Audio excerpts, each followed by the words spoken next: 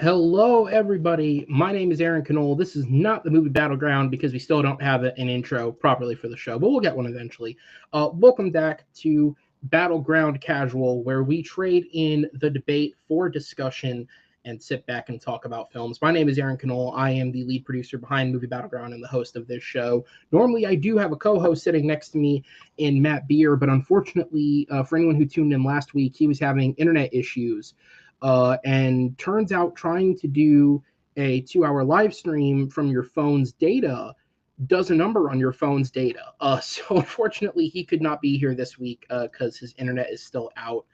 But I do have two great guests with me for the discussion, and both of them are not only here for some fun discussion, but they were involved in this week's movie Battleground matches, as we like to try and tie in.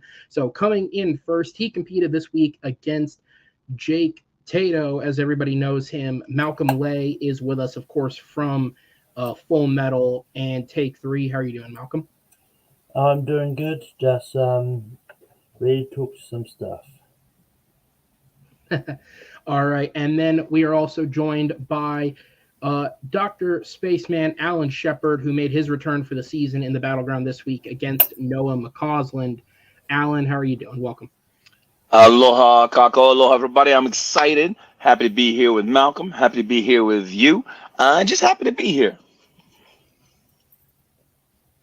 All right, so uh, so we're going to go ahead and jump into it now. There were a handful of topics that were sent out to you guys that we're obviously going to discuss, but because it's just the three of us and it is a smaller panel and we can get through a little more, there have been a few things that I didn't include that have come out since, and I'm going to call kind of an audible on, and I'm going to throw in just because I'll give you guys the information as we go. And so the first one, which is a big piece of news that came out less than a day ago, and this one was reported, it's connected to Marvel, and this one was reported by The Wrap. And it's so one of the things that people are very much aware of is certain Marvel characters are actually owned by Universal Studios. They're not owned by Disney. And so their use in the Marvel films is through this very, very specific contractual agreement that states that they can be a supporting character in a film, but they cannot be the lead of a film. They can't be the titular character of a film.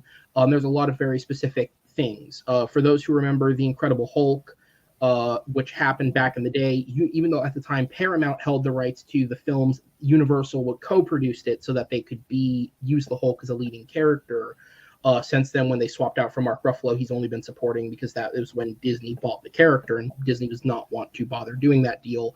It was also revealed after Black Panther last year that Namor the Submariner is also a character that's a part of that deal. He is owned by Universal. They could only use him as a supporting character. Well, according to a report from The Wrap, apparently Universal has now made a opening for Disney to get the character.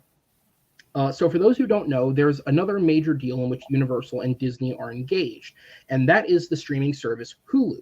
Disney currently controls 67% of the streaming service, while Comcast owns 33%. Comcast are a subsect of NBC Universal. Or the other way around, sorry. Comcast owns NBC Universal, who owns the 33% technically. Now, the deal that's in place states that both companies have to withhold their shares and they cannot sell their shares, but that deal ends as early as January 2024, at which point either company could exchange its investments within the streaming service of Hulu. Purportedly, according to The Wrap, Universal has put out a fielder in which they would be willing to exchange the full rights to characters like the Hulk, Namor, and any other characters that may be within their possession for the full 67% of Hulu that Disney currently owns, meaning they would then take full ownership of it. And if business was smart, you could imagine some sort of Hulu Peacock merger coming in the future rather than them having two streaming services themselves. Obviously, it's a big thing with Disney. Currently in the US, they have two charging streaming services, while internationally, Hulu does not exist. It's a US-only streaming service, and in international markets, it's folded in to Disney Plus under the umbrella Star. So that was the first big thing, and that's just a recent news story that broke.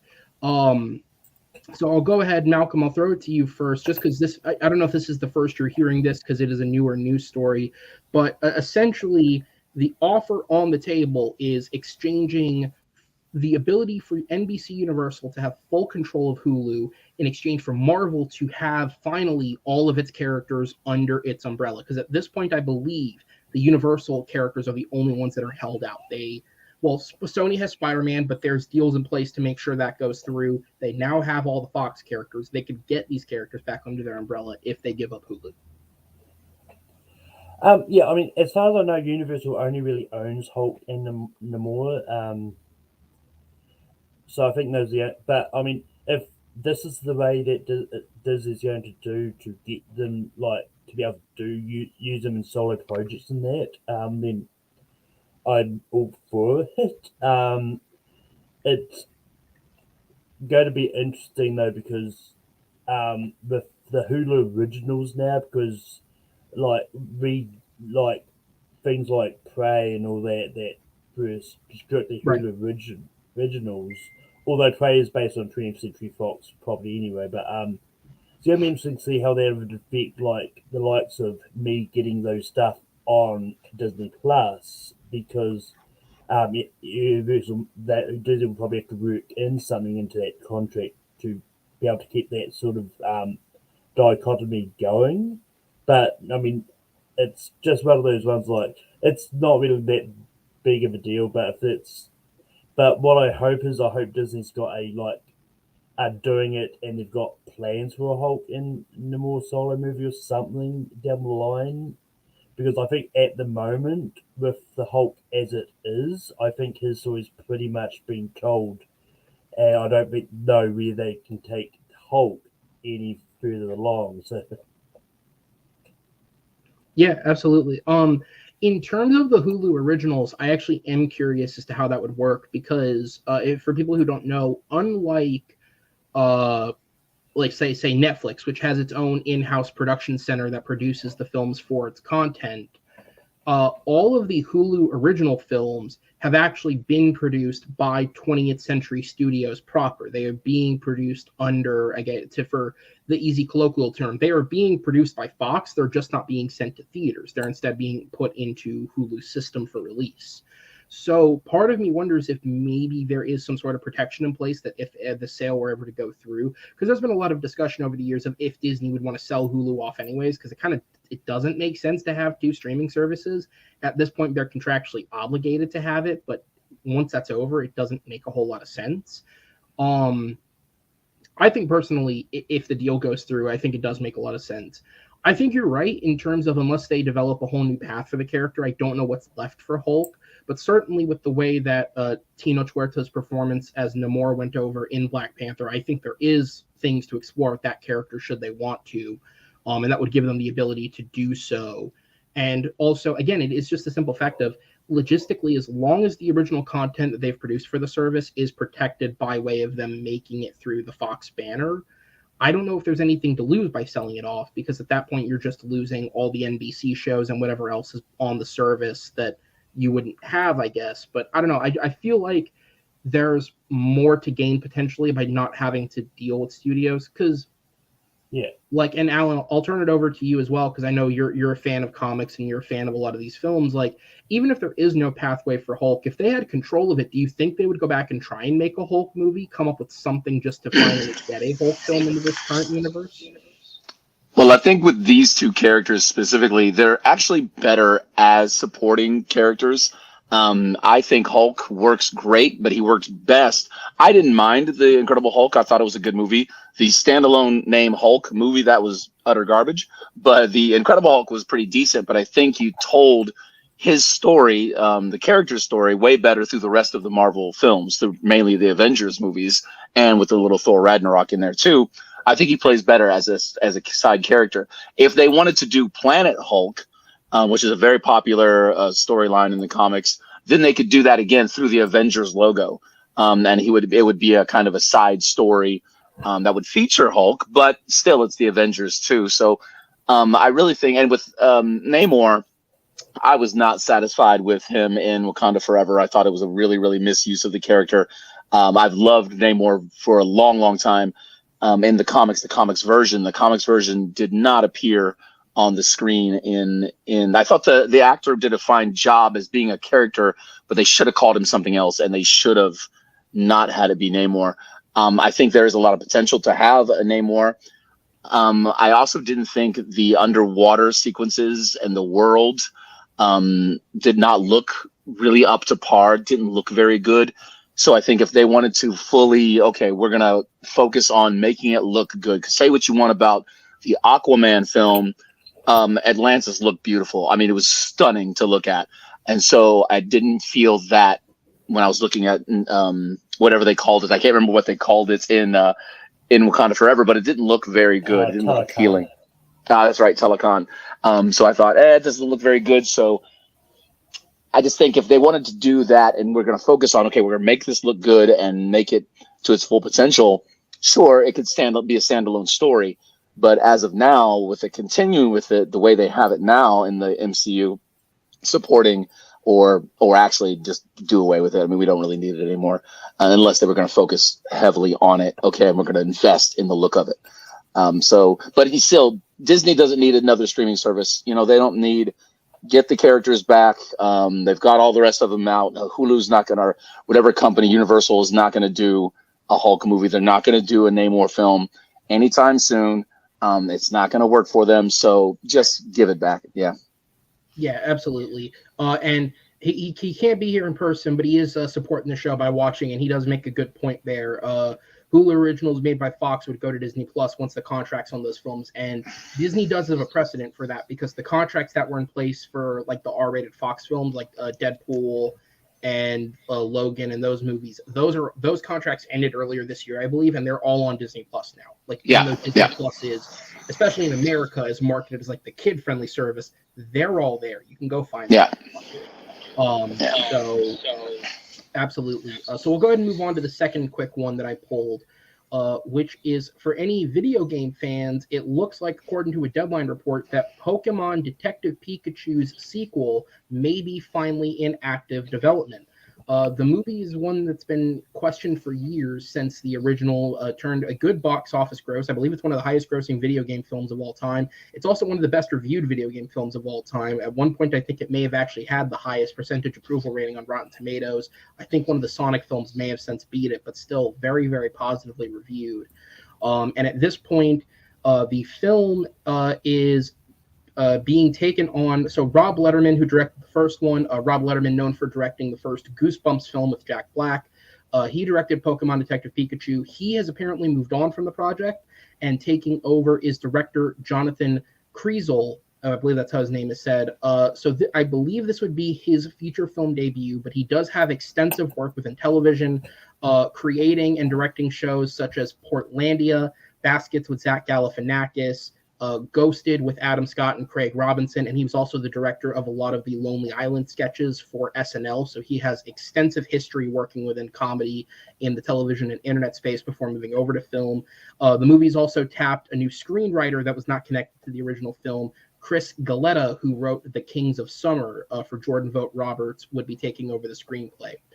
In terms of returning cast, it's not known yet if any of the actors are set to return, but it's worth noting that as recently as last year, the film's three stars, Ryan Reynolds, Justice Smith, and Catherine Newton, have all publicly said they would love to come back for a sequel should it ever get off the ground. They, as actors, just never heard anything because clearly it's been somewhere in limbo up until this point. As of now, there is no release date targeted set, but this is the first bit of active development news that's been heard since it would have been released. I hope this gets made. I don't know very much about Portlandia, and specifically that's where the bulk of his experience seems to come from, so I don't know very much about that show in particular, but I am a fan of The Lonely Island, and a lot of those guys who worked with them early on have gone on to make good projects, Sandberg, of course, included, but even the other two. So a lot of those guys have gone on to make good projects since, and I think this is a movie that absolutely should get a sequel. I think it was... Like, look, was Pikachu just Ryan Reynolds doing Deadpool but PG-13? Absolutely. But it was entertaining as hell. And I thought the human actors did a great job in it. Obviously, half the internet hates Catherine Newton right now because of Ant-Man, and I understand it to an extent. But I think she was very good in this film, and I think it would be cool to see another one. Alan, I'll bounce it down to you. What were your thoughts on Detective Pikachu and a sequel finally happening? Your face kind of lit up when I said it. Yeah, I'm a big fan of Pokemon, all things Pokemon. And I really enjoyed Detective Pikachu. I liked it a lot. And I know I'm the odd man out always. I really liked Ant-Man and the Wasp: Quantumania, and I thought Catherine Newton did a great job. I thought she was a great new Cassie. So I'm excited. I'm actually, because when I was first watching it, I was going, okay, I know this. Where do I know this girl from? Oh my gosh, that was the girl from Detective Pikachu. And it made me happy. So I like it. I liked the look of that film. And I love the Lonely Island stuff. And Portlandia is a show that oh man, yeah, got some love there, because it's that quirky, weird, very eccentric humor, and I think that would fit perfectly with another Pikachu, another Pokemon film. I'd like to see more of the Pokemon, maybe a couple more have have some dialogue, maybe come to, because I loved Mewtwo in it, and I loved what they did with Pikachu himself, and I loved the Mr. Mime stuff in that movie was some of my favorite stuff in any movie that year. So I'm all for it. I'm looking forward to it. Yeah, I was gonna say, like, as somebody who doesn't know Pokemon nearly as well as even just an average basic fan, like, it was the type of thing where, like, I was a kid in the 2000s where you'd argue Pokemon was really at its height for, like, just every kid knew what it was. And obviously it was around long before that, but, like, I feel like it's had its peaks and valleys, and I feel like I was a kid right when it was at another peak. So I am aware of what it is. I was aware of the card game. I definitely own some cards, but not to that level of knowledge. And even I thought, like, as just an outsider, the Pokemon stuff was some of the most interesting thing. Like, seeing them actually bring in the Pokemon and interpret it in film and put it into that world, and even the gimmicks, like having the Psyduck just be around, and, like, what really that, like, or the action sequence with was it Charmander? Was that version of the character? Yeah, yeah, So and yeah, it was great. I mean, I loved the look of all of them and the way they kind of made it look. Okay, these are plausible. They're not quite real animals, but they're real as these creatures in this world. I thought it looked really good. yeah, absolutely. Like, we talked a couple of weeks ago on the show about the potential reboot for How to Train Your Dragon, or not potential. They are making a live action remake of it. And specifically with that, like, where do you draw the line on how do you do Toothless realistically? And actually, Pokemon's a great, like, if you're looking for influence, I think Pokemon would be a good way to look. Malcolm, I'll go over to you for your thoughts. Yeah, I mean, apparently Rob Letterman's good at directing the first movie in a kids franchise based on the movie, but doesn't want to come back for the sequels because he didn't come back for the sequel to Goosebumps either. But that being said, I'm interested to see how they're going to do it because I've not played the Detective Pikachu games, but from what I understand, in the Detective Pikachu games, Pikachu is a Pikachu that could talk.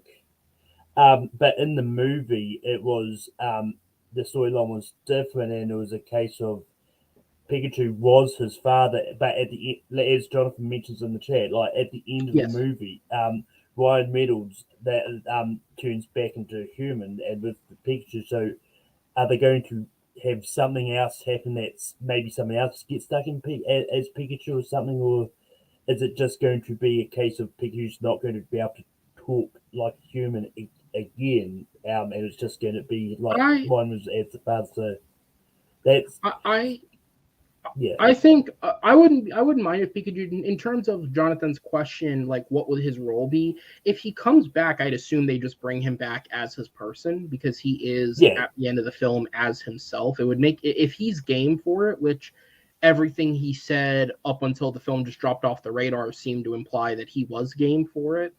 I'd assume as long as it doesn't get in the way of, like, his flights to Wales or his marriage, I'm sure he'd take it over just fine.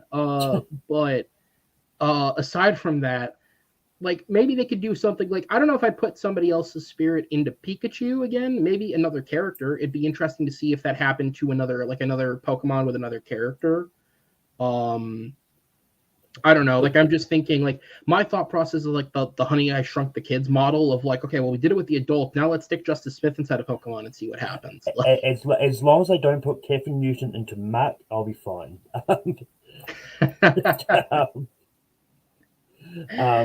Fair enough.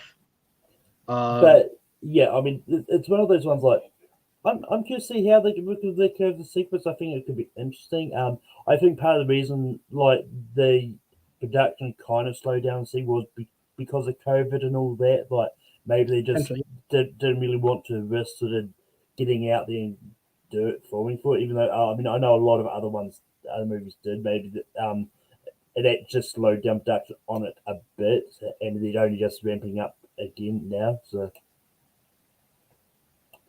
Yeah, absolutely. All right, so I did have a third audible, but I'm going to save that for the end of the show, just to throw it out there at the end. But we'll go ahead and jump into the actual topics that were picked out and sent to you guys. And the first one we're going to start with. So I know that Alan hasn't seen it yet. If you want to try and check it out in the minute while I'm reading, you can. But I think you're on your phone, right? So probably not. But Malcolm, I know you've seen it, so we can talk about it. We're going to talk about Disney dropping its first teaser for Haunted Mansion. Disney dropped the first teaser for its upcoming project Haunted Mansion this week, the second adaptation of the titular theme park ride. This film trades in Eddie Murphy for Rosario Dawson, who stars as Gabby, a single mother looking for a new start and looks to make it in a reasonably affordable mansion in New Orleans. When she discovers it's affordable because it's haunted, she gathers a team of experts to help her exorcise the mansion. In addition to Dawson, the film co-stars newcomer Chase Dillon as her son, Lakeith Stanfield as a widowed paranormal expert, and Jared Leto as the famed Hatbox Ghost from the ride. And in between the ghosts and the experts, the film has put together a top-notch ensemble, including Owen Wilson, Tiffany Haddish, Danny DeVito, Dan Levy, Winona Ryder, stand-up comedian Hassan Minhaj, and recent SAG winner Jamie Lee Curtis, who will replace Jennifer Tilly in the role of Madame Leota, which Tilly played in the first film. The film is written by Paul Feig's regular collaborator Katie Dippold. Notably, she wrote Spy, The Heat, and Ghostbusters for him, and is directed by Dear White People's Justin Simien. Haunted Mansion will haunt theaters beginning July 28th, 2023. All right, so Malcolm, I'll go to you first, just because you were like, I have an opinion on this. So I'm going to jump to you first, since yours was probably stronger than mine. What were your thoughts on it? I mean, it was the best Disney trailer dropped in the past week. It's a remake of something else that Disney has done before. That's true. Yeah. Um, yeah, I mean, it looks fine. I mean, I'm probably going to watch it regardless. Like, I've got no love for the original anyway, so I'm not a fan of the original Haunted Mansion. So, I mean, it's going to be one of those cases like I'm going to go into this with low expectations as it is. But now now I know that it was written by the same person who wrote Ghostbusters. Does worry me a little bit because I did enjoy the movie, but I think the script was a lot of the part of the problems of the Ghostbusters movie as it is. So yeah. Yeah, absolutely. In terms of the trailer itself, it looks fine. It is a teaser, and nowadays teasers is a minute and a half of a lot of quick shots. The one thing that stood out to me is it seems like this movie may be trying to go for a similar vibe to if anyone saw the Eli Roth film a couple of years ago, A House with a Clock in Its Walls, where it is almost a little horrorish but very kid friendly. It almost seems like maybe they're trying to go that route, because I do remember a few years ago when the reboot was Guillermo del Toro starring Ryan Gosling, they did for sure say that they wanted to go a darker, more horrorish route and not lean fully into the comedy the way the Eddie Murphy one did. And part of the reason that Guillermo's vision never got made was because it was too dark. He couldn't rein it in enough to sort of meet the Disney part of it, because you can't go fully there. Which does make sense. I mean, this year we saw Guillermo compete with Disney for Pinocchio remakes, and well, only one of them features the Gestapo. So what are you going to do? So yeah, I can sort of see it, but I like that it sort of had that vibe of almost like it was trying to be a very kid-friendly horror film. I'm sure the cast included in it, it's going to have a lot of comedy again. Katie Dippold is a comedy writer. I like two of her three scripts. I think The Heat and Spy are both really, really well written. Ghostbusters, I had my issues with, but I do think some of it worked. Honestly, for me, the comedy that didn't work, and I can't verify this, the comedy that didn't work felt more like ad-libs than it did like something that would have been scripted. I have a hard time imagining her scripting a queef joke. That just feels like something that Kate McKinnon would have thrown in herself. But I really liked the movie Dear White People, and I never saw the show, but I heard that it was also excellent. So finally getting another film from Justin Simeon looks good, and yeah, that cast is dope. Like if we're just talking about ensemble casts, like that's a really good cast to put together for this. Specifically, somebody like Lakeith Stanfield, who's been doing a lot of great work on like the indie scene over the years, moving into a bigger film like this, I think is awesome. But yeah, the trailer for what it is just a good solid teaser. I think it may get a jump out of children in the theaters and make them excited, but it is not much more than that. Alan, you obviously haven't seen the teaser, so you can't comment physically on it. But as I read to you, the people involved, the cast that's there, does any of that stand out to you that makes you excited or more excited if you were already for the movie? I mean, based off just the cast, and I liked the Heat too. I thought so. The writer, I liked that movie. I mean, I'd watch it if it was on. I wouldn't seek it out. I wouldn't go to the theater to see it. Fair. Especially because I didn't enjoy the Haunted Mansion, the first movie. I'm a huge Eddie Murphy guy, but that one, yeah, it's really bad. It's really bad.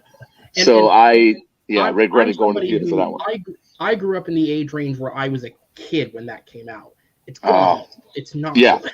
it's horrible. Exactly. Yeah. Yeah, pretty I will bad. actually say technically this is the third Haunted Mansion thing it's Disney does. There's Muppet. They did the Muppets Haunted Mansion a couple of years ago. Oh, that's right. They did. On Disney That's Plus. did. Yeah. You're right. You're right. It And I did. Sorry, I so remember watching that. It was kind of forgettable though. So Jamie Lee Curtis replaces Miss Piggy as Madame Leota, if I remember. Yes, because she played it. Yeah, she played it in the Well, the Haunted Mansion. I mean, if Jamie Lee Curtis could pull off hot dog fingers, I'm sure she could top Miss Piggy. True. So, But yeah. I think they really missed out on opportunity to release at the same time as the original Haunted Mansion released 20 years ago, because it is 20 years since the first one came out. So There you go. The first one was released in November, so that they could have capitalized on that and released this one in November, but it's coming out July, I believe. That is the other thing is I would have planted this in like October, July, because originally it was coming out late August and they've actually bumped it up into July. That's a weird move. That is. Only because this summer is looking really, really packed. And I mean, even as far as March, right? Like we've talked about in the show already, like starting back with Ant-Man, there's 8 weeks in a row where there's something coming out that has the potential to draw audiences in.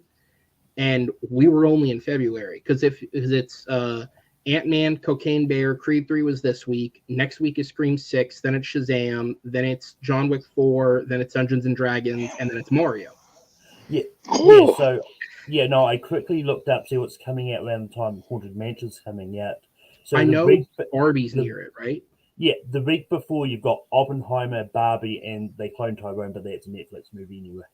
Then the week after Haunted Mansion, you've got the Teenage Mutant Ninja Turtles Mutant Mayhem, which I think we're getting the trailer for this week, and Meg 2.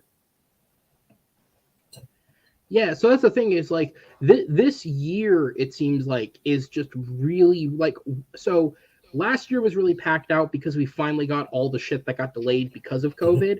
And now we're getting all the shit that got put into production but wasn't filmed until COVID. Like you got to a point where you could film. So it's also all coming out in 1 year. And so this year is just really slam packed with like potential box office hits and failures. So I don't know if I would have put it into summer. I think I would have moved it into October just to play safe. But at the end of the day, I hope I hope it's good. And I hope it does well because you want movies to make money. Yeah. Especially because as far as I'm aware, Simeon is still attached to the Lando project at Disney for Star Wars. And that's imminently more interesting if this movie succeeds and he actually gets to make that. Because again, I've always pertained Donald Glover was one of the few things in that solo film that 100% worked. So getting more of him would be a benefit.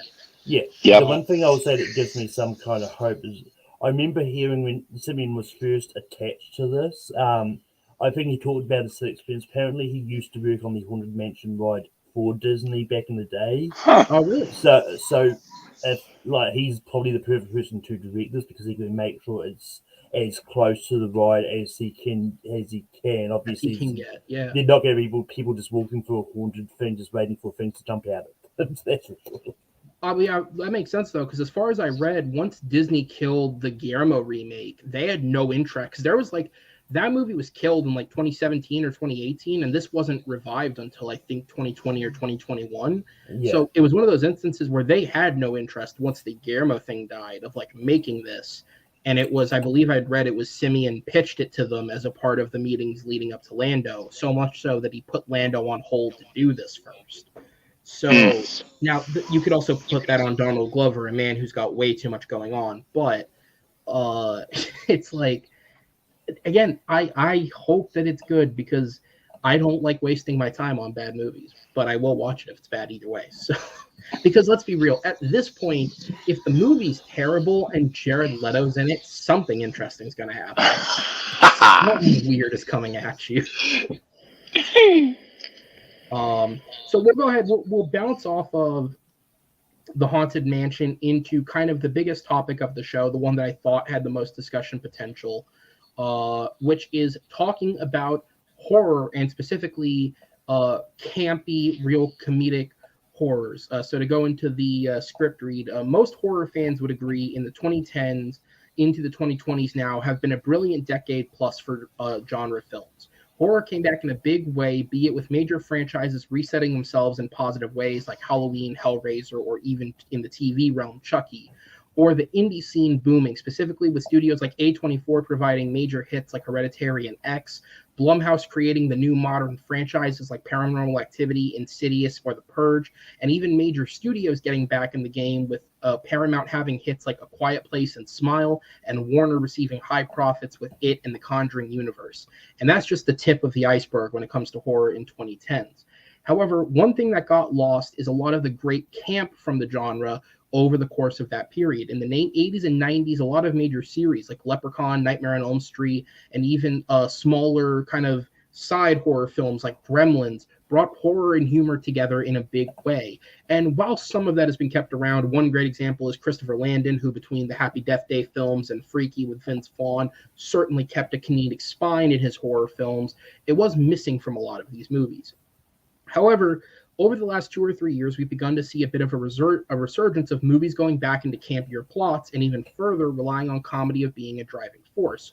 Whether it be something that was a little more serious but utterly ridiculous like Ma or Malignant, or last year's Barbarian, which mixed comedy as much as it did horror with its ridiculous plot and the Justin Long elements added into the film, campier horror films have been finding form in public consciousness.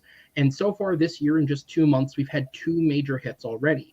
Megan, a horror film about an AI doll who does TikTok dances, has grossed over $171 million on just a $12 million budget.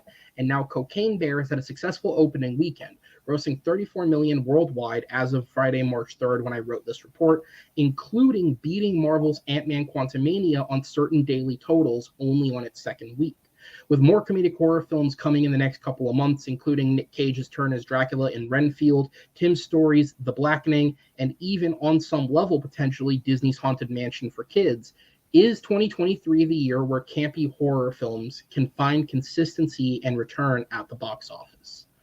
So I'll turn it over to you. I know that none of us here had seen Cocaine Bear, but since it was in the report as well, had either of you got the chance to see Megan yet?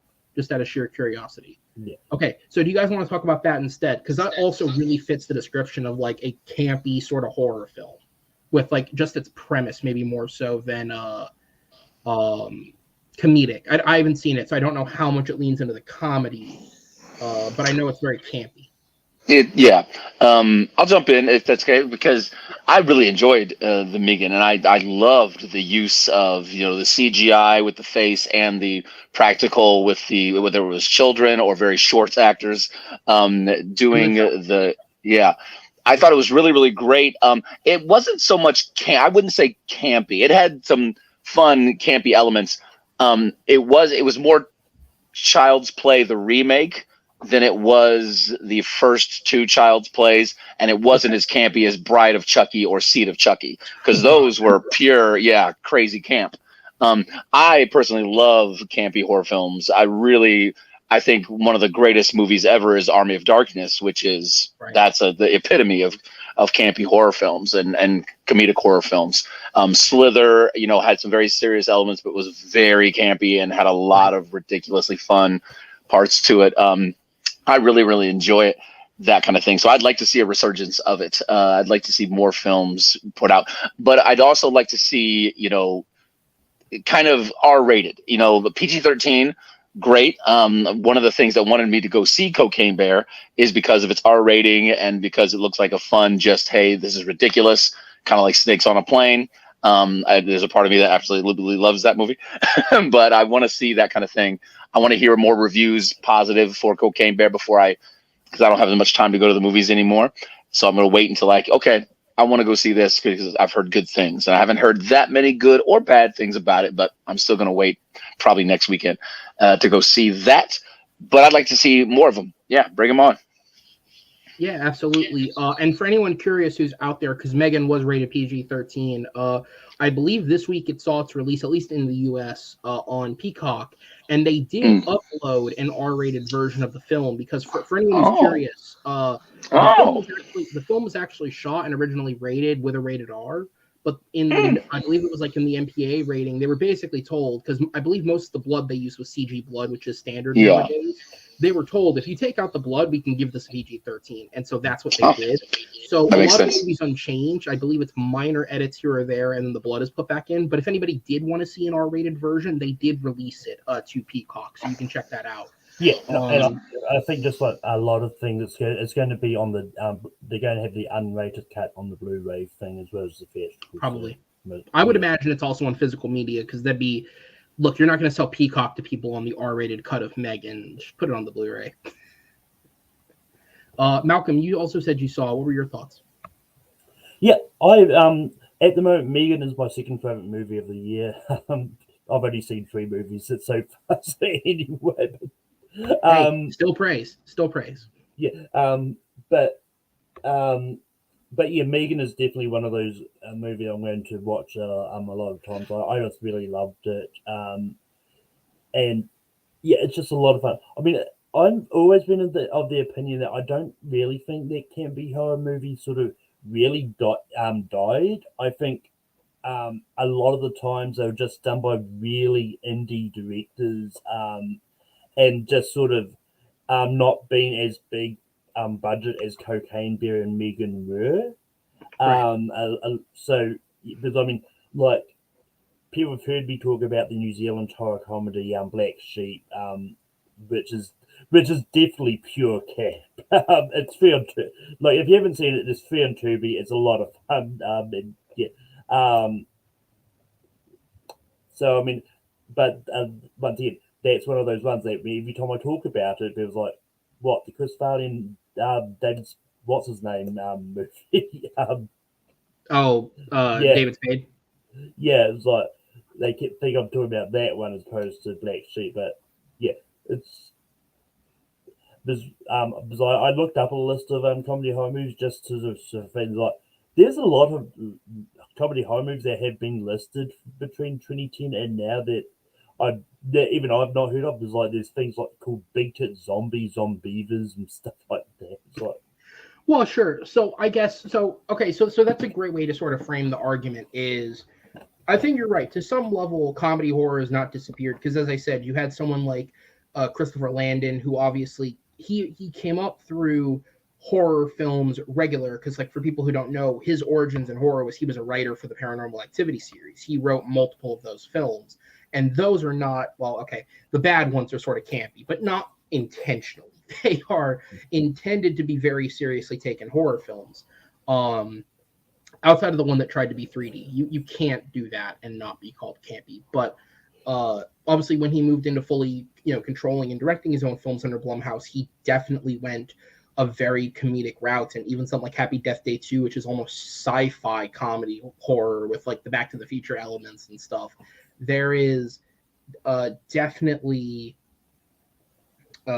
people who have done it. And I'm sure there's a lot of small films as well, because, like, and obviously this one is very light on the horror aspect, but you look at something like What We Do in the Shadows, which is a very campy comedic film that certainly with the vampires has a horror element, but is there any part of it, like looking at the success that Megan's had, being made for so cheap and making so much, when you look at, because even a couple years ago, James Wan's, oh my god, I forget the name of it, but I had it in the article. James Wan, where is it? Which Malignant. Malignant? That's right.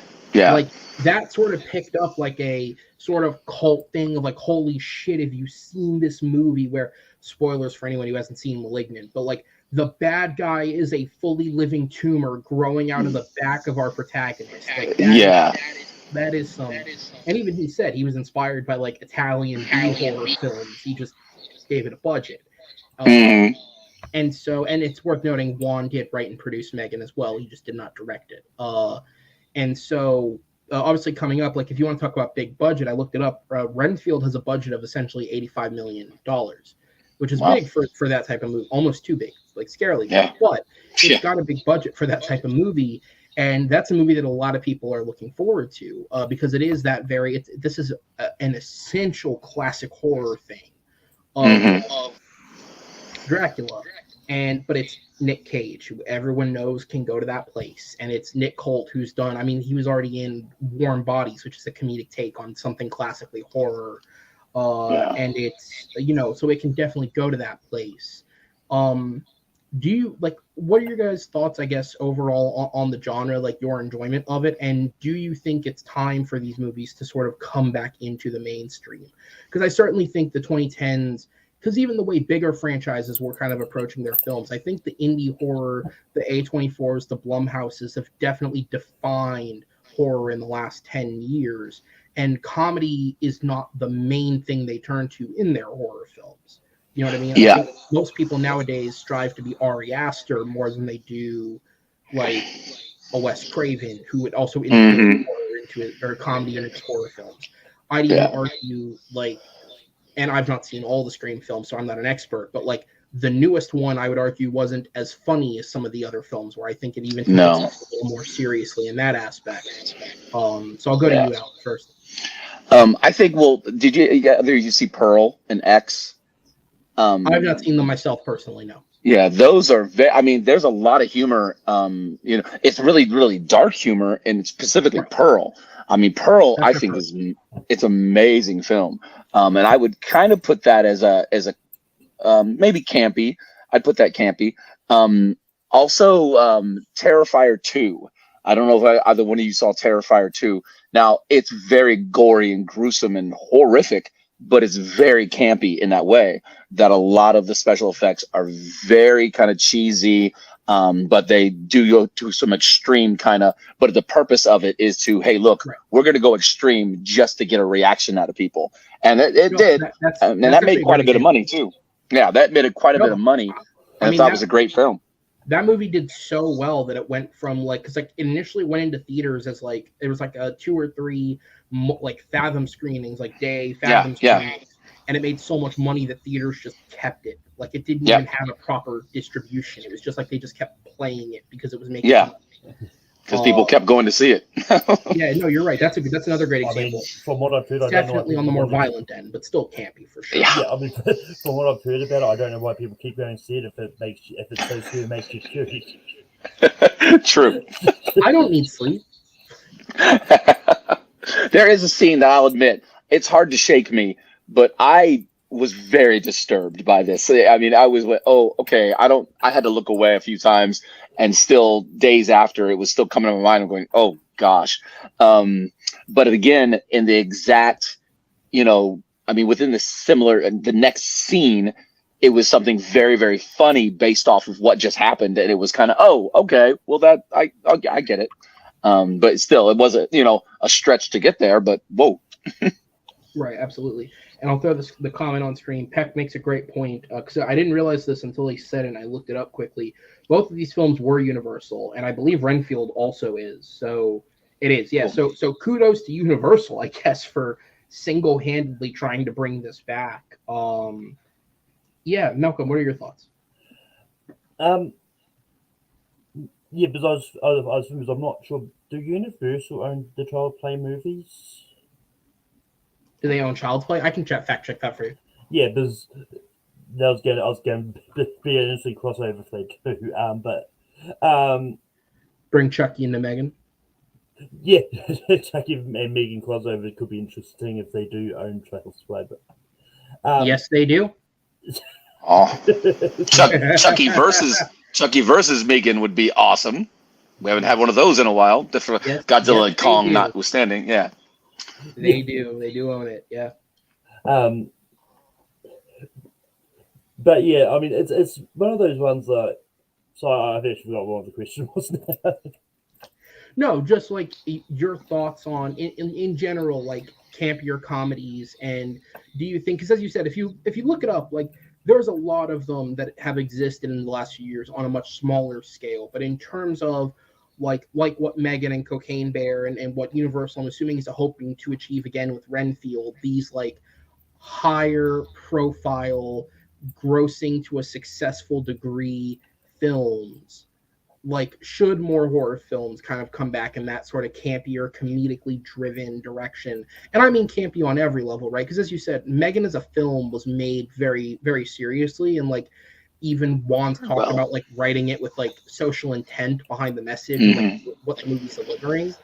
But like then there's the campy element is more the idea of like how they went about doing the doll, where it is an actual, I believe she's a gymnast, like it's an actual girl with just a plastic mask put over and some CGI enhancements. So when you have scenes like, and again, I've not seen the film, but like as marketing, they put out the scene of her dancing down the hallway to a TikTok dance or something, like that's just ridiculous to think that like somebody shot that seriously and put it into a film, and it ends with the Asian guy from the Daily Show dying. But so spoilers, sorry. Yeah, I haven't seen it. I knew he died. So yeah, I mean, Megan was actually two different girls because you had the physical body, but there was a different person doing the actual voice of Megan. The voice, the voice, yeah. But yeah, and I mean, it's one of those ones like.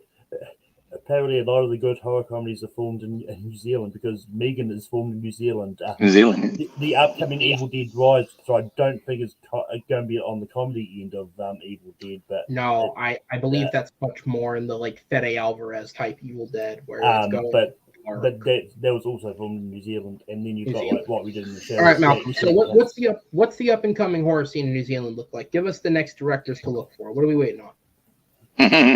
I mean, I don't know. I'm not too sure about what's being filmed here at the moment. I did find this out after that happens.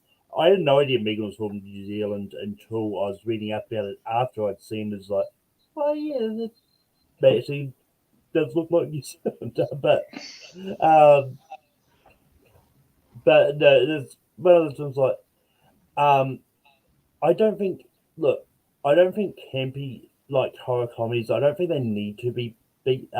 Generally need to be big budget and sort of being made for lots of dollars. Like, and it's one of those things. Like going back to me for a minute. Like I think one of the bits that took me out is like I enjoyed it a lot. Part of it that kind of stopped me from giving it a full 5 stars for my enjoyment was the fact that the blood was CGI. It did.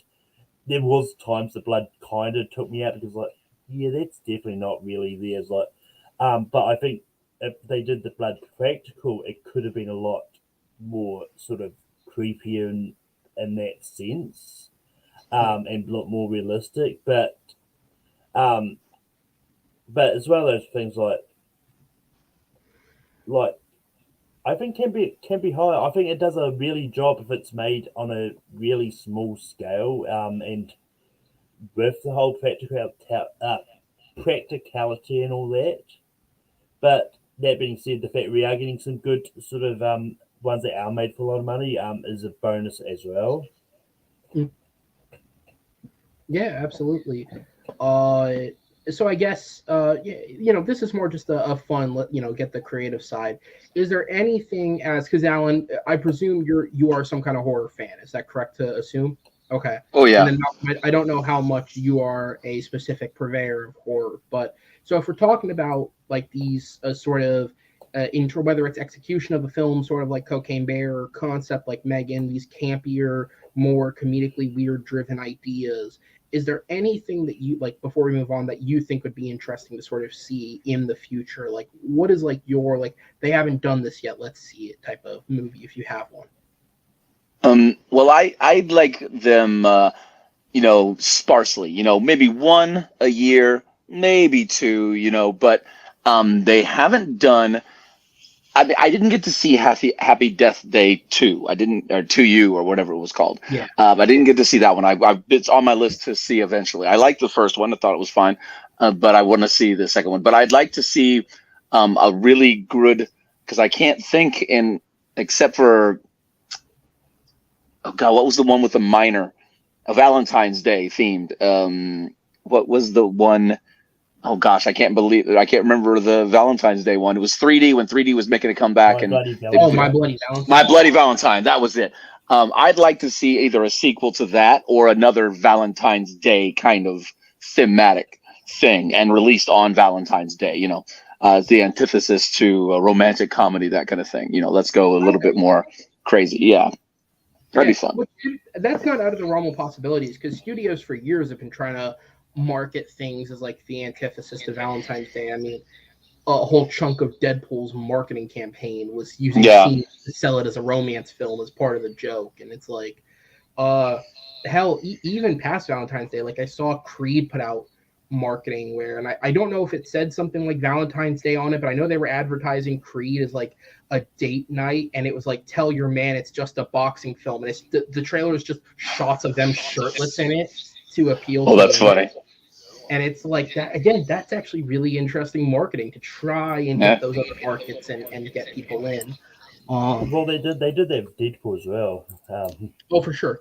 I feel like Deadpool changed the game in marketing with like how many avenues they tried to go down to market this movie. They definitely opened people's eyes to what can we do to try and sell something. If you got the right minds behind it. Yeah. So is there any other thoughts on the obviously there's only 3 of us tonight, so there's only so much anyone can say, but do you guys have any more thoughts on horror comedies, their comeback, anything else in the near future that we could see potentially? Yeah, I mean, it's just off of trailer concept. I mean, Renfield sounds interesting. I'm probably going to see it, but I always make a habit of trying seeing like as many movies that come out in each year as possible. Like, I don't care for what reviews they're getting and if they're good or bad. Like, I just want to see them, because it's one of those ones, like, all forms are subjective. Like, what one person thinks of a movie is not going to be what other people think, and the evidence is clearly there for Quantumania. But I mean, when it comes to horror comedies, I think some interesting things they can do is like just lean more into any new technology that comes up. I would like to see them doing a Ring style movie, but instead of a killer videotape that's going around, it's a killer TikTok that just, if it pops up on your FYP, it's like you're screwed. Or even to take it a step further, is like gaming is a big thing. I don't think anyone's ever done a thing like a game which has been created that if you play it like, I know they've done a lot of gaming related horror movies where not really. Well, yeah, I mean, Existence is kind of a style, and I think like they've done like internet like beer.com and stuff like that, but I kind of want to see something like a complete video game inspired horror movie. It's a video game that's sort of circulating that if you play it, like you're either sucked into the game or you're murdered while playing. Is like, it's just something that could be a really interesting way to do a horror. Yeah, absolutely. If they can do a horror movie called Killer Sofa, they can do anything. True. This is facts. Say, the one to me is, I think it was just called Tire. It's like the killer wheel. Rubber. It's called Rubber. Love that movie. It's one of them. But that's a really crazy, it's not an average moviegoer isn't going to dig that, because it was very specific for a lot of things. But I personally love it because it was so obscure and so kind of avant-garde and ridiculous. I am excited to see Renfield, but I'm going in with the expectation of camp because it's Nicolas Cage playing Dracula. I'm not expecting a very gothic, epic Dracula story. I would like to see another good Dracula story. I've always wanted Michael Fassbender to play a Dracula, and have that story told again, because I love the story of Dracula so much. And the Francis Ford Coppola one is, I think, the last best one, but that has a lot of flaws to it. I mean, Keanu Reeves, I love him, but damn, dude. And Winona Ryder, be honest. But yeah, I'd like to see, and that whole Universal with their dark universe extended, all these things, that fell flat on its face. So I'd like to see a good retelling, a scary retelling of Dracula. And I've always cast Michael Fassbender as that's the guy, or Idris Elba, Let's not forget Nicolas Cage has already played a vampire. It was in Vampire's Yeah, Kiss. exactly. Vampire's Kiss. Okay, Yeah, Renfield and that movie can't is be worse than goofy. That, but Yeah, no, it can't be that way. can't be worse than that. And I was gonna say before we move on to the next one, I do want to shine light on one I found. It's another comedy film that'll come out later this year that I hope can be good. Because I was looking into what other kind of horror comedies are coming out, and one that stood out because it played at festivals last year and received good reviews was a movie called The Blackening. So it's directed by Tim Story, which immediately made me go, I don't know, man. It received really good reviews. The writers of the film come from good places because one of them was a staff writer on a couple of shows. They wrote for Saved by the Bell, the reboot that came out a couple years ago. They also wrote for Brooklyn Nine-Nine. And the other writer wrote Girls Trip, and she also wrote the third Barbershop film, which I call, honestly, the only good one of the three. Sorry. It is. Sorry. It's easily the best made one. And I love the idea of like the way that they've sort of pitched this thing is it's a group of it's an all black group of friends who go into the woods at a cabin, and a killer shows up, and it's played like this, like the setup is like the most conventional thing you've ever heard, but it's playing into like black tropes in horror films to the point where the poster that they've put out as the marketing for the film, like the first poster that came out, is just all the characters lined up facing the front, and the tagline is "We can't all die first." Yeah, it's funny. Which is like clever. Again, that's a different angle to approach a horror film with that comedic element, and I kind of appreciate it because so many jokes have been made about the stereotypes of like the black person dying first in a horror film. So that is great to see someone tackle that head on. The most positive thing I can say about Tim's story is I didn't hate Tom and Jerry the way most people did. So I like Tom and Jerry all right. My kids really enjoyed it.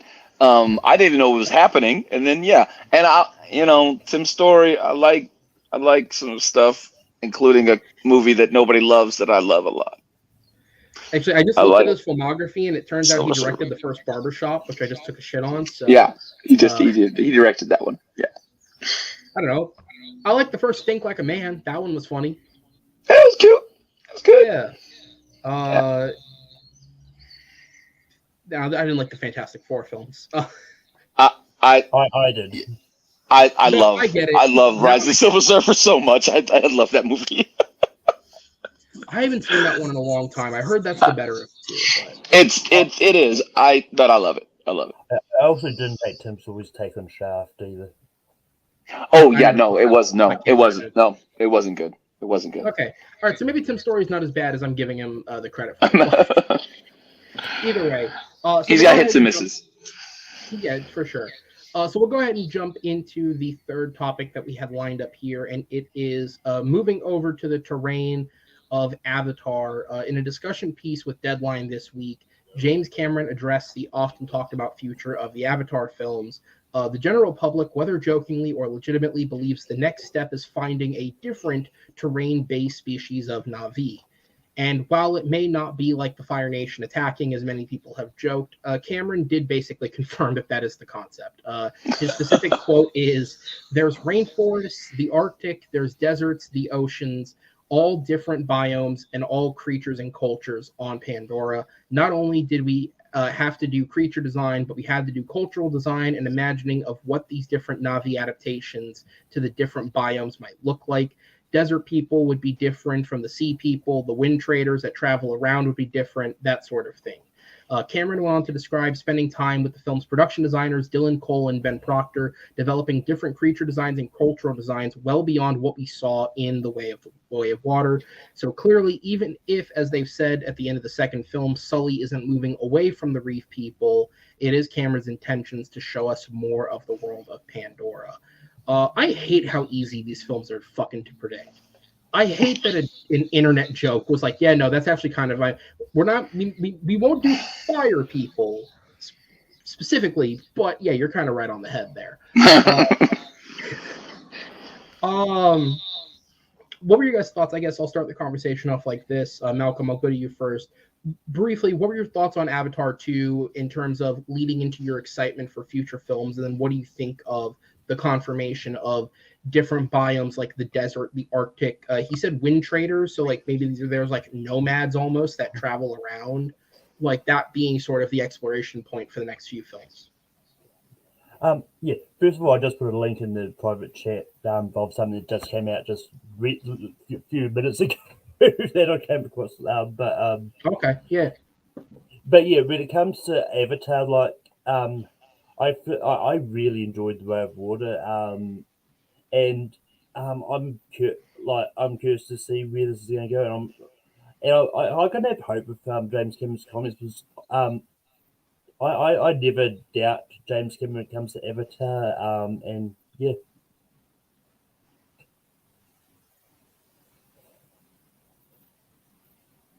Alan, what are your thoughts? I think I'm about to say. I think Aaron's really intrigued about the link you sent him. So I'm kind of the opposite. I really sorry, I did enjoy. My bad. I did enjoy Way of Water, but I'm Avatared out. I think two epic, sprawling movies that look beautiful and tell these. But I don't need another one. I really don't. I got what I wanted out of this because I was really skeptical about the sequel. I thought, oh God, this can't be. What the hell? This can be a rehash of everything. But I really liked it. I liked the story. I love the new world we saw, and talk about underwater looking beautiful. My God. But I don't need another one. I'm really. I mean, if he puts it out, I'll go see it. You know, why not? Because I'll be honest, I love me some 3D.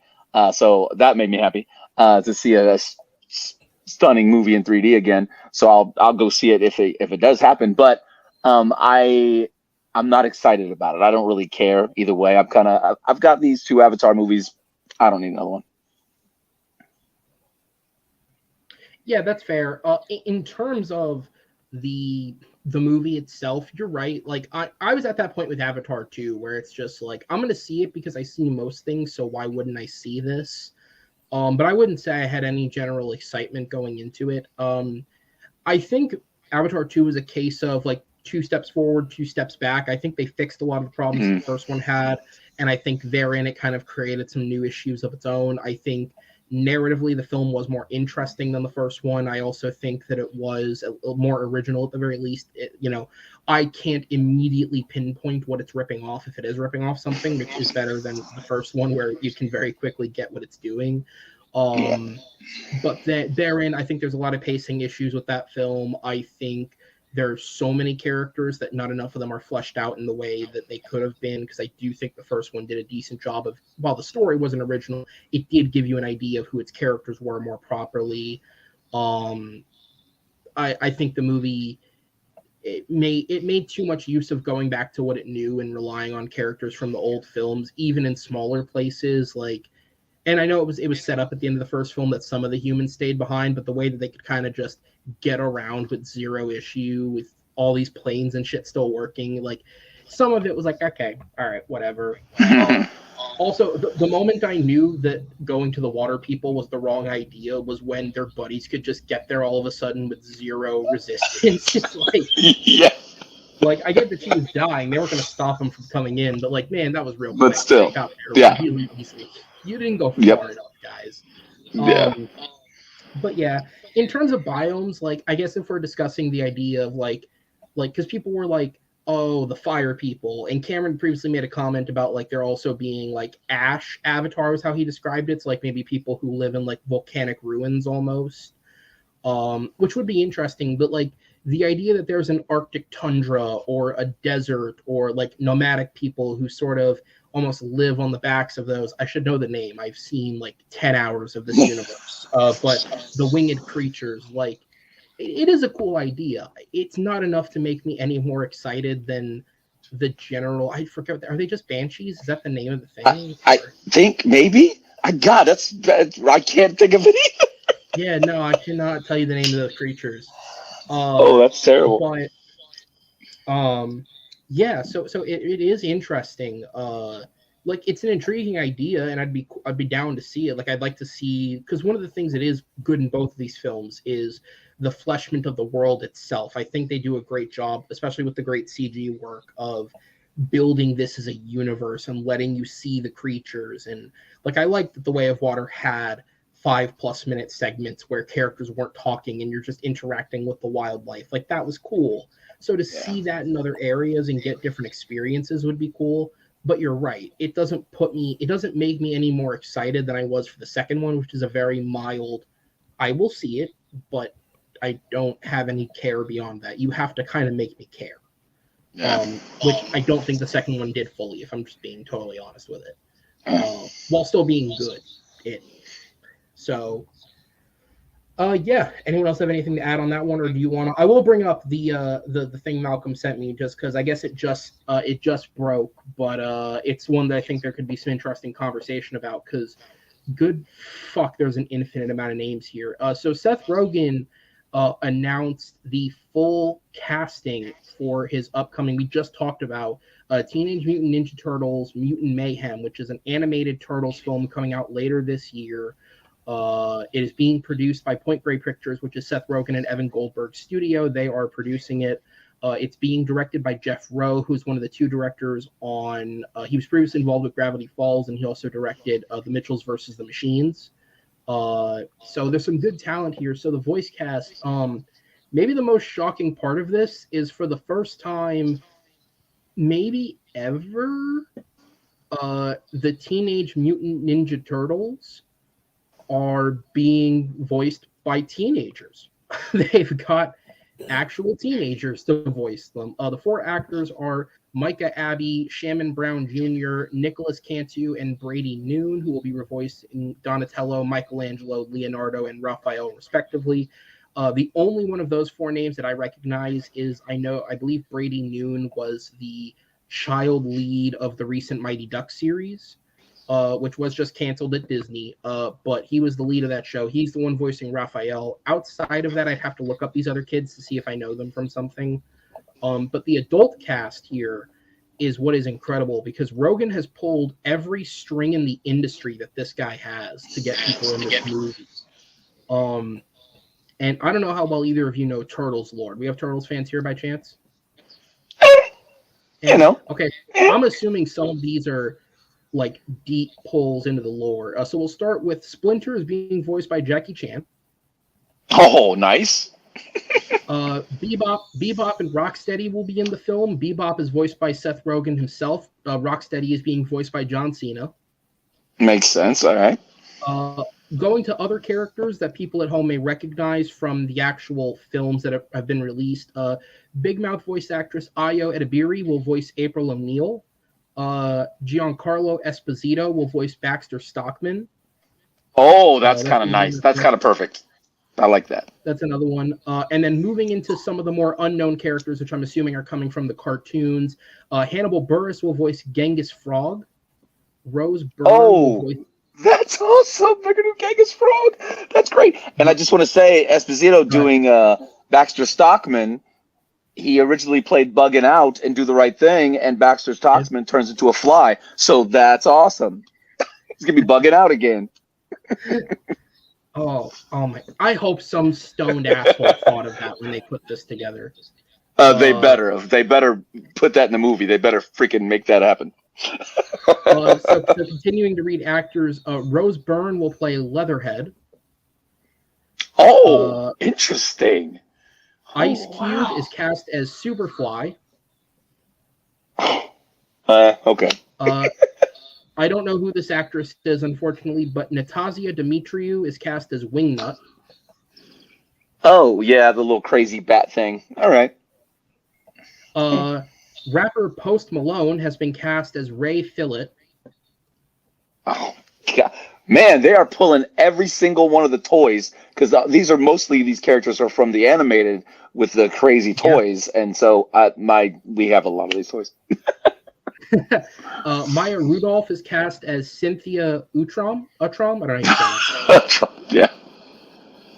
that. And then finally, because you can't make a movie without him, Paul Rudd is cast as Mondo Gecko. Oh, yes.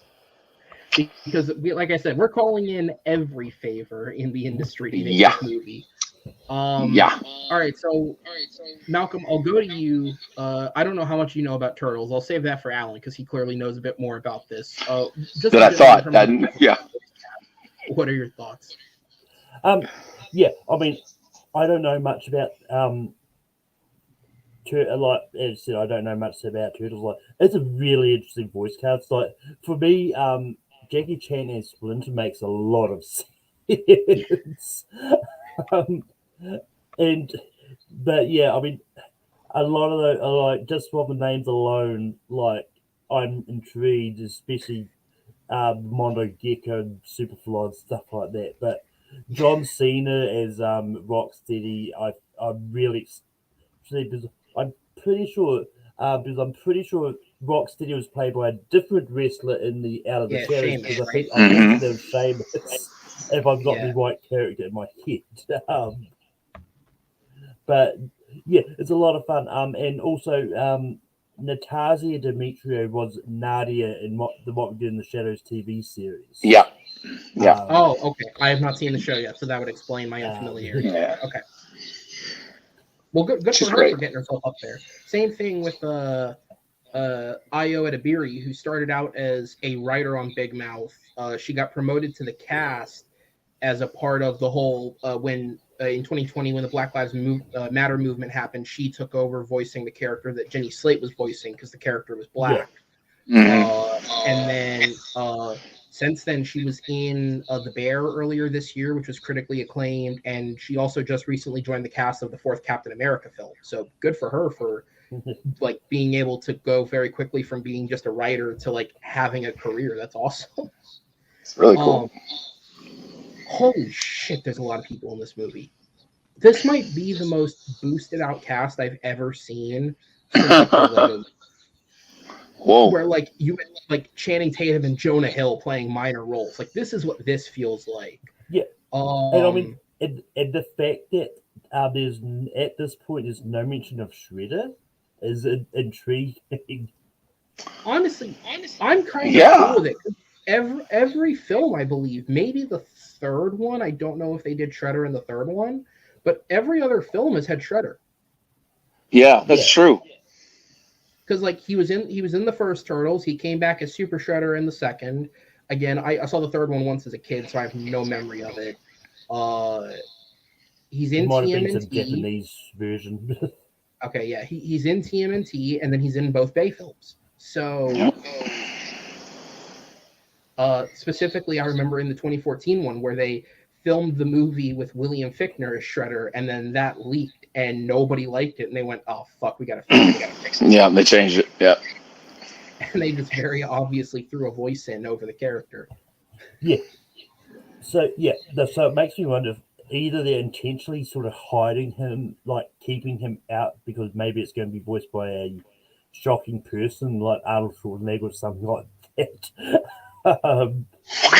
And it is worth throwing out there that the official log line for the movie is the story will follow the Turtle brothers as teenagers as they work to earn the love of New York City while facing down an army of mutants. So clearly, I don't know how big a role some of these people will have, but again, I kind of like the idea of if you're giving this a high-profile reboot, you're trying to separate yourselves from the Shredder or from the Bay films, which they were kind of the Shredder films because he was the dominating face in them. Yeah. Separate yourself from those films. just go the weirdest route possible. Because like those films tried too much to play it realistic, which kind of worked in the first one, but didn't really work once you got to the second one, where you were bringing in Casey Krang. Stick and it's not Brainiac. What's the character's name? Krang. Krang. Thank you. Like, yeah, I'm sorry. Like, you can't make a movie realistic and then have Brad Garrett show up as a fucking brain. Like, that just doesn't work both ways. Yeah, but I mean, which is another name which is conveniently missed, not on that list. It's true. There's no Krang. Out there. Yeah. Again, I wouldn't be shocked if they were staying away from some of that other stuff. Yeah, I think this might just be a case of this. I would imagine this sounds like it's a passion project with Seth Rogen, who's maybe a big fan of the Turtles. Like, I want to bring in everyone that doesn't really get a shot in the movies. Well, this movie was written when Seth Rogen and Evan Goldberg got high, because the guy who's writing it also wrote the Neighbors films for Rogen. So what happened is the three of them got high. They looked at Rogen's collection of turtle figures and they just said, "Put them in the movie. Put them in the movie." Yep. Although, if we're being real, I feel like this will go down as one of the biggest weird flip castings in history. How did Giancarlo Esposito not play Stockman in the live action and Tyler Perry do the weird voice in the cartoon? Right. Because he was in a totally different film in that movie. Yeah. Really out of place. Yeah, I mean, it's one of those ones like at first I was a little bit shocked not to see a certain Franco brother pop up, but then I remembered that Seth Rogen said when all the Franco stuff was coming out that he was going to distance himself from Franco. So I would have still brought in Dave Franco. Unless that's who your Shredder is. Well, yeah. Franco. James Franco is Shredder. Yeah, I mean, it's one of those ones. We're bringing him back to film in a role where he can't be around other people. Keep him the voice work. Yep. Yeah, I mean, but yeah, I mean, it sounds interesting. I'm probably going to see it, and it makes sense from what I've sort of said with a lot of like zero things. Like, don't start the big bad from the get go. Like, and I think a lot of things have done a mistake. Like, they've done Joker, in my opinion, done Joker too early. Like, Lex Luthor's always the first Superman villain that they use in the movies. So it's intriguing to see a Superman movie where they're not just going straight for their big bad, just going to like, let's get them through all these random people first. Yeah, no, it is. It's a great idea. I was going to say the other big name that's missing from that list in Turtles lore is there is no Casey Jones. That's the other name that's like missing. They didn't cast a Casey Jones. Which just again, a if this movie is successful, you got to save something for the sequel, I guess. But yeah. Although, come on, bring Will Arnett back as what's that guy's name? Vern or something. Vern. Yep. Get him back. He was one of the more positive things. Although in saying that, is Vern a staple of the Turtles lore, or is he a character that was created for the Bay film? No, he was in the animated series too, and he eventually turns into a mutant. I can't remember which one. I think he might be Wingnut, and the other one. He's the other one. I can't remember the name of, because it's Wingnut because Wingnut's the little bat guy that falls around the taller thing. I'm like this with most Seth Rogen movies. When I hear about it, I'm not interested, but end up seeing it and loving it. So this will be interesting. The fact that they're bringing all these characters, Leatherhead, Genghis Frog, Mondo Gecko.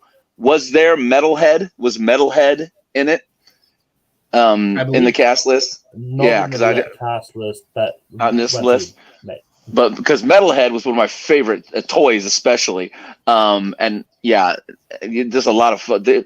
All these, I can see every single. Not Metalhead. Leatherhead, yeah. Leatherhead's the alligator that turns into a mutant. So that'll be interesting. And he had a New Orleans kind of Louisiana kind of sound. So what was it? Who was the female voice for this one, right? That'll be interesting. It's Rose Byrne, so I don't know if they're going to do that. Oh, yeah, Rose Byrne, so that's weird. So that'll be cool, interesting.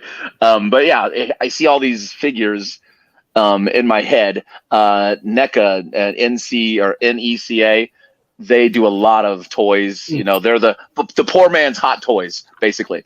And they are issuing a lot of Ninja Turtles toys out. And I just got Metalhead recently. If he wasn't in the other room, I'd go grab him.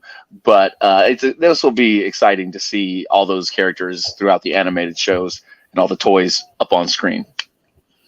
Yeah, Absolutely. and last I'm saying about this is like I wouldn't be surprised if some of those other characters that Alan said that wasn't listed in this cast list, we're going to get pop up in cameos with other sort of random out there voices.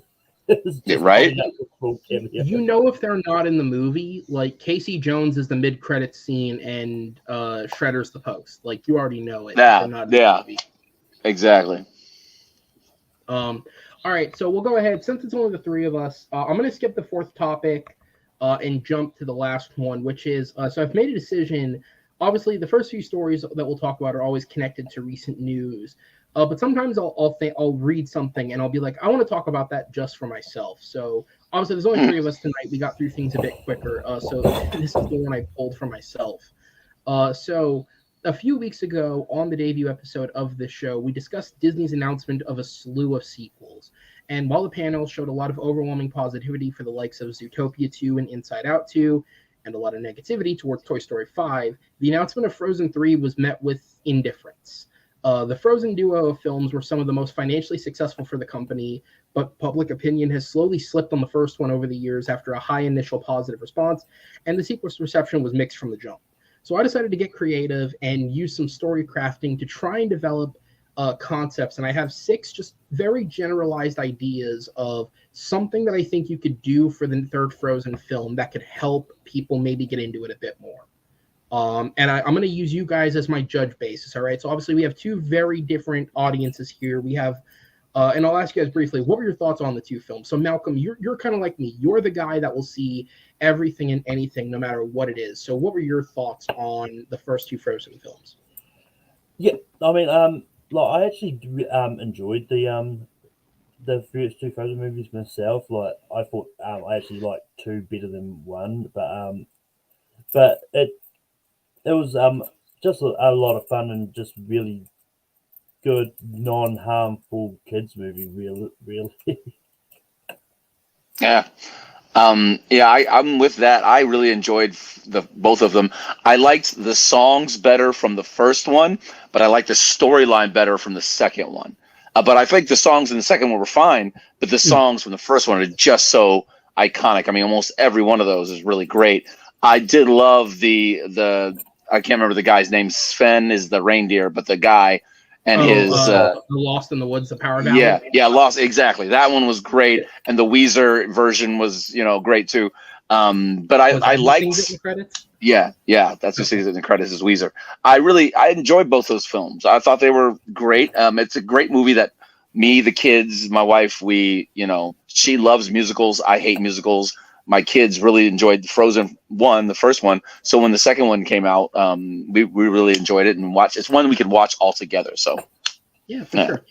Okay, so I'm not preaching to anyone with overwhelming negativity here. So let's see how this goes. All right, because that was the perspective I took it from. It's like if you didn't enjoy these movies, what could I do to try and bring you into it? So the first and most obvious thing that came to my mind was scale back on Olaf. Josh Gad's Olaf was a cute companion with some emotional contribution in the third act in the first film. However, one of Frozen 2's mistakes, in my opinion, was upping the amount of Olaf. I think his constant over-cuteness and need to deliver a punchline was too much for the movie, and while he'll inevitably be in the third entry because he sells toys like a motherfucker, there's nothing wrong with scaling him back to what he should be, which is a supporting character. The other one that kind of goes in conjunction with that is if we're going to scale back on Olaf, give Kristoff an actual role, because thus far, Jonathan Groff's Kristoff is the most underserved of the characters in this series.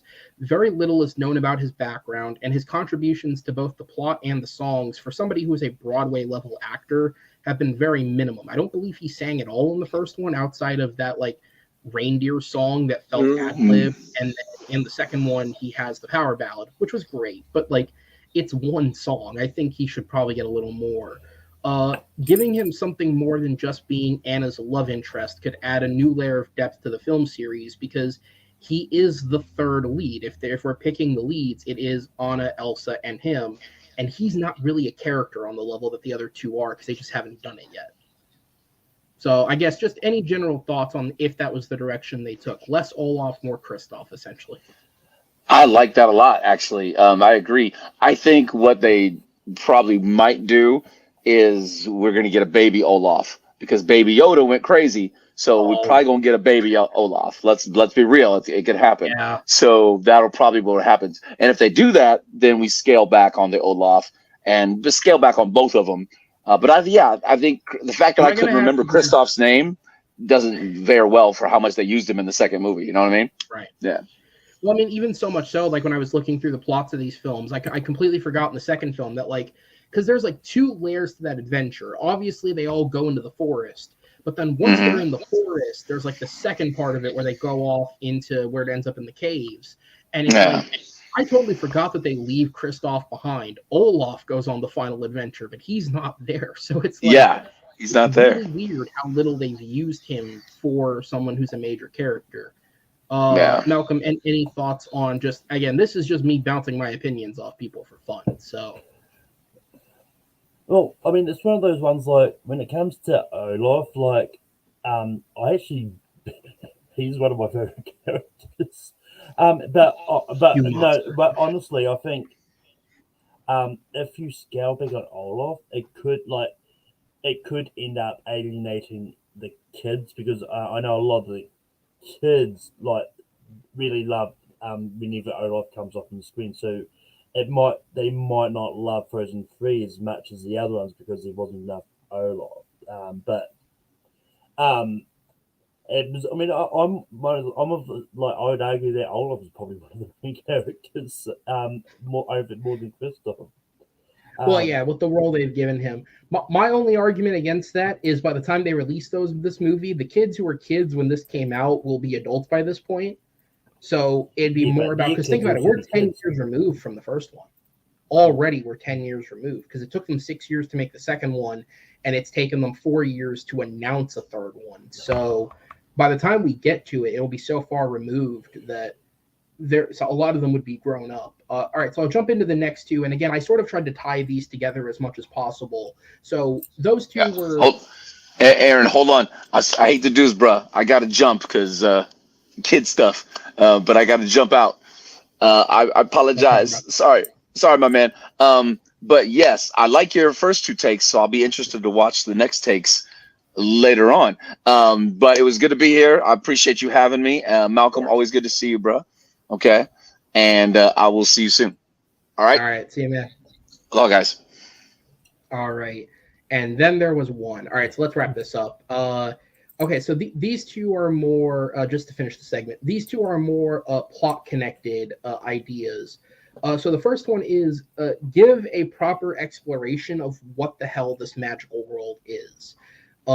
Because between the magic trolls led by Kieran Hines, Pabby, or the forest of Northoldra, I think is how that's said, bringing in again a lot of great talents like Sterling K. Brown and Jason Ritter. The world of Frozen has introduced multiple elements so far that have never really been properly explained or fleshed out. For a world that outside of this feels traditionally normal, these random magical elements being there, I think require a further fleshing out that could make the world feel more complete. Plus, any excuse to finally give Jack Whitehall his chance to return as Go Through the Troll would be incredible for anyone who understands that reference. And the other thing, in addition to exploring the world, the other thing that I don't think the Frozen films have done right is a compelling villain. The first film arguably has three villains, depending on how you view it, because you have Elsa, Hans, and some people online want to call the Duke of Weselton also a villain, so sure. But it's got three villains, and I don't think any of them are ever completely convincing as a villain.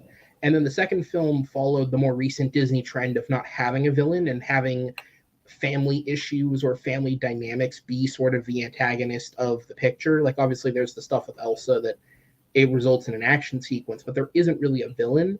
I think that this would be the right type of film to insert a proper, strong Disney villain, of which we've had plenty in the past, because there is that inherent ability to do action sequences with the powers. And I don't know if you tap into the magical world and I don't know, maybe it was like a fucking fire guy who's like evil or something. But what are your thoughts on that, the next part of that? So exploring the world a little bit more, understanding the magical elements of it, and then giving an actual villain.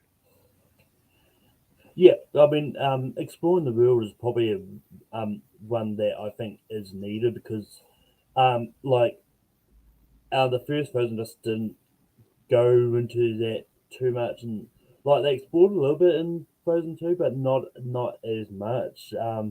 Right.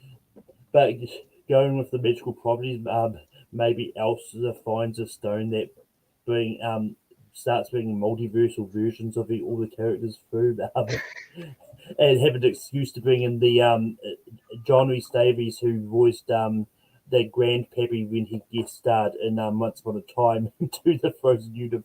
Is that a thing? Did they put that thing in Once Upon a Time? Yeah, it was voiced John Rhys Davies voiced grandpappy. Oh my god, no way. Why not just Yeah. bring Kieran Hines back? Is he okay?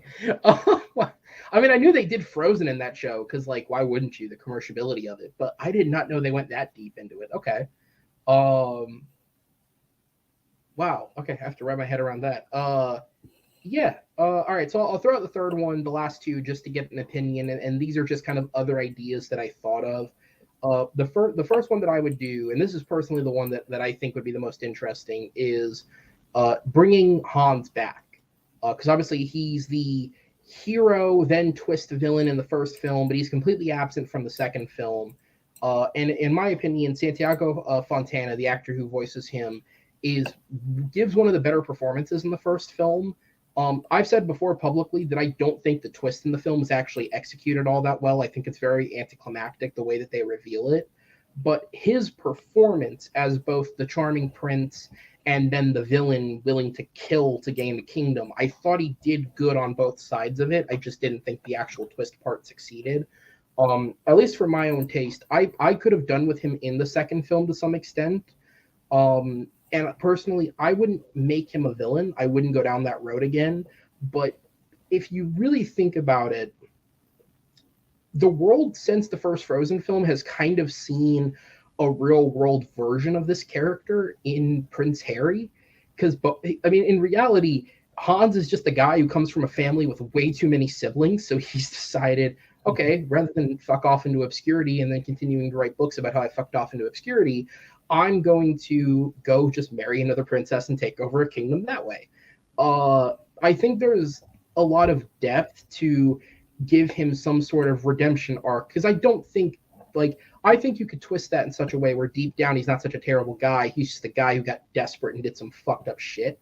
And I think that you could redeem him if you wanted to, and I think it would give a chance to bring back a good actor. And the last one I threw in there, just because all the internet has said it, is give Elsa a love interest. And while I'm not necessarily saying you have to make Elsa a lesbian, I do think that the films have never, like, Elsa's been a very singular character. The only character she's had any kind of real screen time with is her sister. And so I think simply developing a character for her to have screen time with and develop a rapport with would therein be different from the first two films and give a new element to a third film.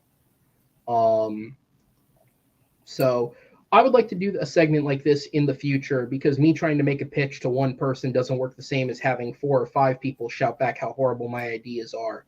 But in general, I guess, what are your closing thoughts on anything that I've said?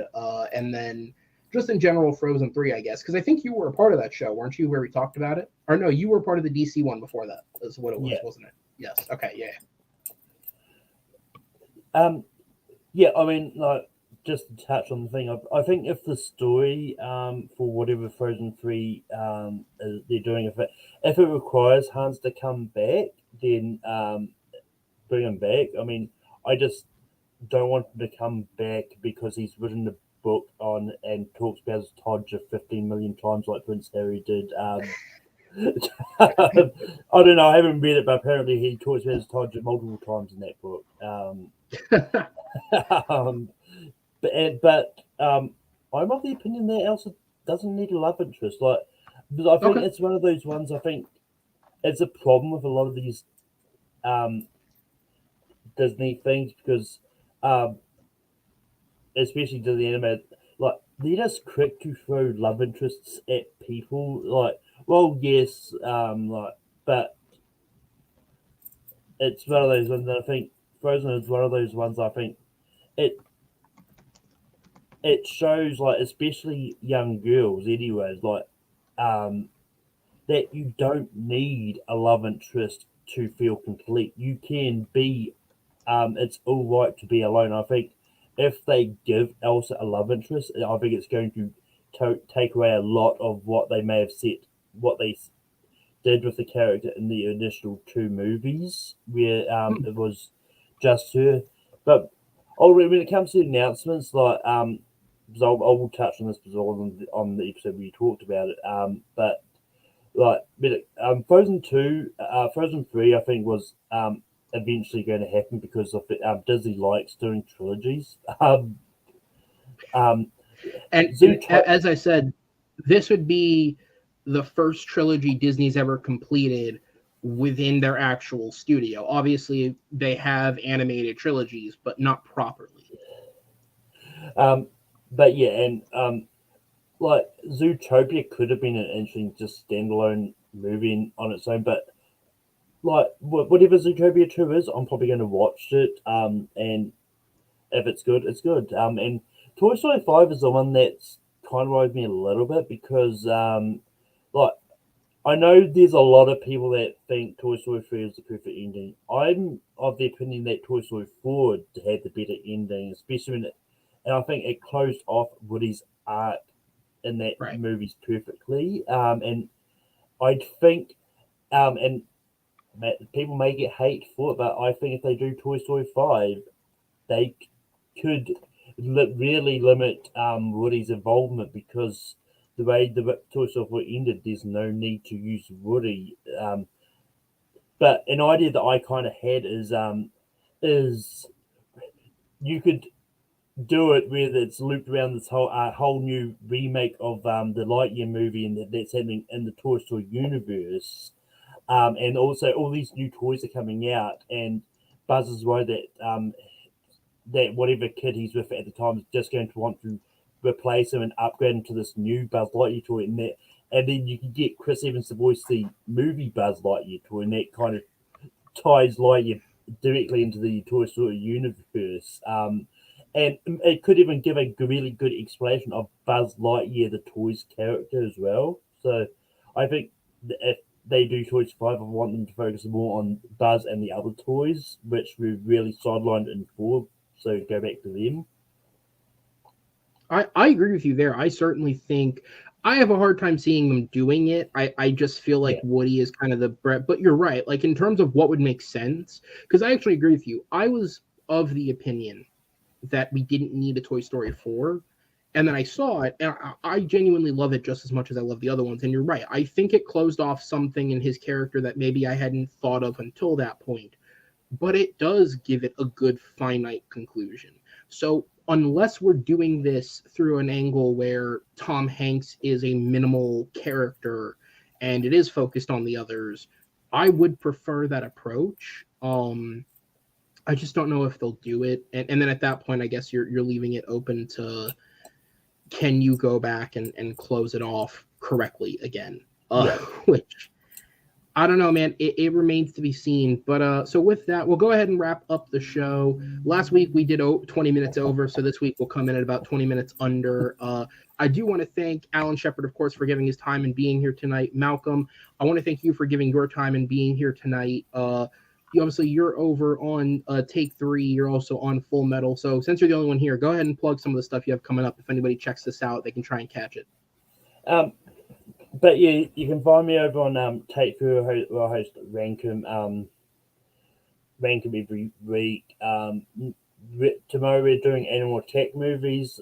That was Okay. the one that was supposed to be last week, but due to reasons that beyond my control, I had to push it a whole week.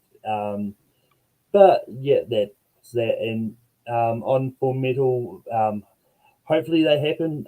Otherwise, it's going to be the matches they've been trying to get done.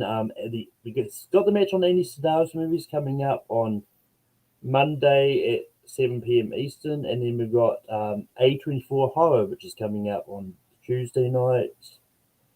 And basically you can find me wherever there's trivia or other stuff happening. So.